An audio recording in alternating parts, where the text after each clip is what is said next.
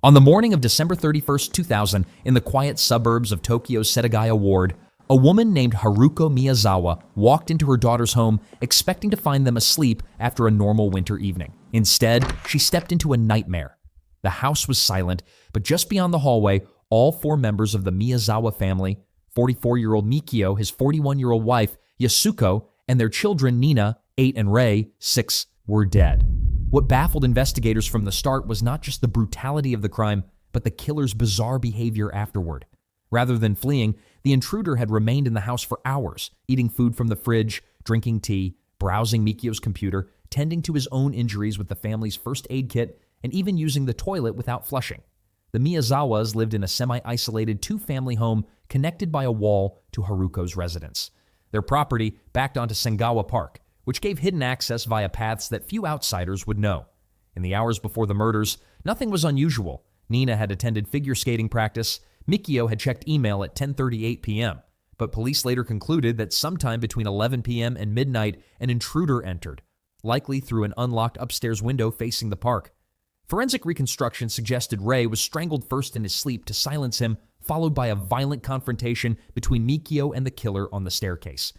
Mikio sustained multiple stab wounds, some from a kitchen sashimi knife that eventually broke, others from a military-style survival knife brought by the intruder. Yasuko and Nina were attacked next, suffering fatal injuries, some inflicted after death. Then came the inexplicable loitering, with the killer leaving behind an avalanche of evidence. A-type blood that was not from the victims, clear fingerprints, hair samples, unflushed feces, and several personal belongings, including a black and gray Uniqlo sweater sold only briefly in Japan, Slazenger sneakers in a size uncommon there and likely purchased in South Korea, a scarf, gloves, and a hip bag. DNA analysis suggested the killer had a Japanese mother and a father of Southern European or Northeast Asian, possibly Korean or Mongolian descent. The survival knife used was traced to a store in Kanagawa Prefecture. The investigation became one of Japan's largest, involving over 280,000 officers, testing more than 20,000 DNA samples and analyzing over 12,000 pieces of evidence. Suspect theories ranged from a local familiar with the park to a foreign national who left Japan after the crime to someone with a military background.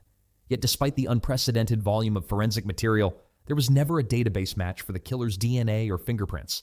Cultural and technological limitations of the early 2000s meant international DNA sharing was slow, and if the suspect had never been arrested before, his profile may never have been entered anywhere. The murders shocked Japan, raising questions about safety even in one of the world's lowest crime nations. The Miyazawa's house still stands, preserved as part of the investigation, a frozen and haunting scene. Each year, police renew public appeals for leads, but a quarter-century later, the Setagaya family murder remains unsolved. A case where the killer left everything but his name, then vanished into the cold Tokyo dawn.